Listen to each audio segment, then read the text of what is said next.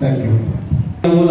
జాతీయ స్థాయి దాకా క్రాంతి అన్న, సతీష్, ఇలా చాలా మంది కూడా మన నిజామాబాద్ జిల్లా పేరుని రాష్ట్ర స్థాయిలోనూ జాతీయ స్థాయిలోనూ ఇనుమడింప చేసినటువంటి చరిత్ర మనకి తెలుస్తూ ఉంది. అలాగే ఇప్పుడు చాలా మంది యంగ్ జనరేషన్ చాలా మంది కూడా ఉన్నారు. ప్రభుత్వం కండక్ట్ చేసేటువంటి కార్యక్రమాలు ఎలా ఉంటాయంటే సినిమా పాటలు ఇక్కడ డైరెక్ట్ గా ప్లే చేయడానికి అవకాశం లేదు. ప్యూర్ గా పల్లె పాటల్ని లైవ్ గా పాడుకుంటూ డాన్స్ చేయవలసి ఉంటుంది.